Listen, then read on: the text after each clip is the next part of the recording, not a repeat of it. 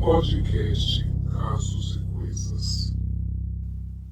Olá, meu nome é Bruna e esse é meu podcast sobre casos reais e coisas estranhas. Toda semana trarei alguma história diferente para você ouvir. Para sugestões e críticas, pode me mandar um e-mail para casosecoisas@hotmail.com. Esse áudio também estará disponível no canal no YouTube Bruna Bonsangue. Obrigada pela visita e divirta-se. Esse áudio pode conter passagens perturbadoras. Se for sensível, por favor, não escute. Caso da semana: Ed Gein. Edward Theodore Gein foi um assassino em série e ladrão de lápis. Nasceu em Las Crosse, Wisconsin, em 27 de agosto de 1906. Filho de George Philip Gein e Augusta Gein. Tinha um irmão mais velho, Henry George Gein. Augusta desprezava o marido, um alcoólatra violento que era incapaz de manter um emprego. Ele foi dono de uma mercearia, mas acabou vendendo o negócio e a família deixou a cidade de La Crosse. Augusta considerava a cidade a Sodoma moderna e foram viver em isolamento em uma fazenda na cidade de Plainfield, Wisconsin, que se tornou a residência permanente da família. Infância de Ed Gein. Augusta se aproveitou do isolamento da família para se afastar de estranhos que poderiam influenciar seus filhos. Ed deixava a fazenda apenas para ir à escola. Fora isso, passava a maior parte do tempo fazendo tarefas na fazenda. Augusta era uma fanática religiosa. Ela pregava para os filhos todas as tardes sobre a imoralidade do mundo, o mal de beber e que todas as mulheres, exceto ela, eram todas prostitutas e instrumentos do diabo. Selecionava versos do Velho Testamento sobre morte, assassinato e retribuição divina. Ed era tímido e seus colegas de classe e professores lembravam dele como tendo um comportamento estranho, tal como rir aleatoriamente como se estivesse rindo de suas próprias piadas pessoais.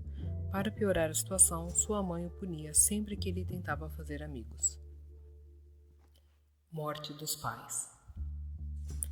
Em 1º de abril de 1940, o pai do Ed morreu aos 66 anos de falha cardíaca, causada pelo alcoolismo.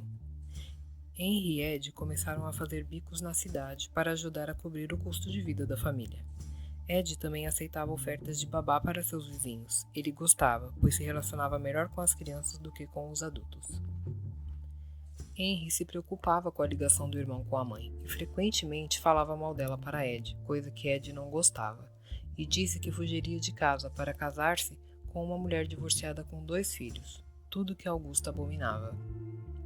Em 16 de maio de 1944, os irmãos estavam queimando a vegetação da fazenda e o fogo saiu de controle. Quando o fogo se extinguiu, Ed relatou o desaparecimento do irmão às autoridades. Porém, nas buscas, Ed levou a polícia exatamente onde o corpo de Henry estava.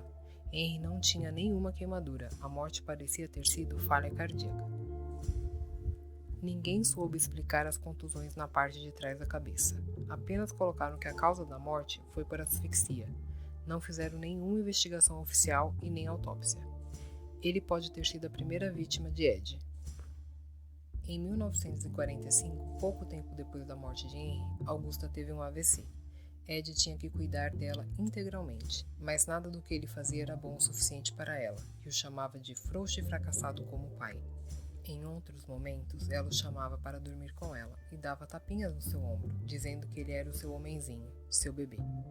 Ela teve um segundo AVC pouco tempo depois do primeiro, e sua saúde se deteriorou rapidamente e acabou falecendo. Ed ficou devastado. Deixou de usar os espaços da casa usado pela mãe, deixando-os intocados, enquanto o resto da casa ficava cada vez mais miserável. Ed viveu em um quarto próximo à cozinha. Nesse tempo, se interessou em ler sobre cultos à morte e histórias envolvendo canibais ou atrocidades nazistas, e passou a fazer visitas noturnas ao cemitério local. Em 1954, Mary Hogan, dona da taberna onde Ed bebia, desapareceu, mas ninguém desconfiou de Ed. Mary foi sua primeira vítima feminina, assassinada com um tiro calibre 32 na cabeça. Ed tirou toda a pele do corpo dela, separou os ossos para fazer utensílios para a casa e separou alguns órgãos para comer. Na manhã de 16 de novembro de 1957, Bernice Warden, dona da loja de ferragem, desapareceu. Um morador da cidade relatou que o caminhão da loja havia saído pela parte de trás do edifício, por volta das 9h30 da manhã. A loja ficou fechada o dia todo. O filho de Bernice, o delegado Frank Warden, entrou na loja por volta das 17 horas e encontrou a caixa registradora aberta e manchas de sangue no chão. O último recibo do dia anterior estava em nome de Ed Gein, o que levou a polícia até ele. Ed foi preso em uma mercearia no oeste de Plainfield. A polícia fez buscas na fazenda e em um armazém o corpo de Bernice foi encontrado, pendurado pelos tornozelos, corpo aberto, sem vísceras, exatamente da forma como Gein via seus pais fazerem com animais em sua infância. O coração estava em um prato e alguns órgãos em pleno cozimento numa panela na cozinha. Ela foi baleada com um rifle calibre 22 e as mutilações foram feitas após a sua morte. Na busca pela casa encontraram ossos humanos inteiros e fragmentos de ossos, uma lixeira feita de pele humana cobrindo vários assentos de cadeiras, crânios na sua cabeceira de cama, crânios femininos, alguns com topo cerrado, tigela feita de crânios humanos, uma cinta feita de um tronco feminino destroçado dos ombros à cintura, calças feitas de pele de perna humana, máscaras feitas de pele de cabeça feminina, uma máscara do rosto de Mary Hogan em uma bolsa de papel, o crânio de Mary Hogan em uma caixa, a cabeça inteira de Bernice Warden em um saco de pano, o coração de Bernice Warden em um prato, 9 vulvas em uma caixa de sapato, o vestido de uma menina e a vulva de 2 mulheres de aparentemente 15 anos de idade, um cinto feito de mamilos humanos femininos, 4 narizes, um par de lábios em um cordão da cortina da janela, um abajur feito de pele de uma face humana, unhas de dedos de mulheres. Os artefatos foram fotografados no laboratório criminal e então destruídos. Quando questionado, disse aos investigadores que entre 1947 e 1952 ele visitou pelo menos 40 vezes a 3 cemitérios para exumar corpos enterrados recentemente enquanto estava em um estado confuso de transe. Em cerca de 30 dessas visitas, ele disse que saiu da confusão enquanto estava no cemitério, deixou a sepultura em bom estado e retornou para casa de mãos vazias. Nas outras ocasiões, ele cavou as sepulturas de mulheres de meia idade, recentemente enterradas, que ele achou que poderiam parecer com sua mãe, e levou os corpos para casa, onde ele usava a pele delas para fazer a sua parafernália. Julgamento. Gein foi dado como mentalmente capaz e diagnosticado com esquizofrenia e mandado para o Central State Hospital, que mais tarde se tornou uma prisão. Ele foi transferido para Mendota State Hospital, em Madison, Wisconsin. Em 1968, médicos declararam que ele estava são o suficiente para ir ao tribunal. O julgamento durou 1 semana.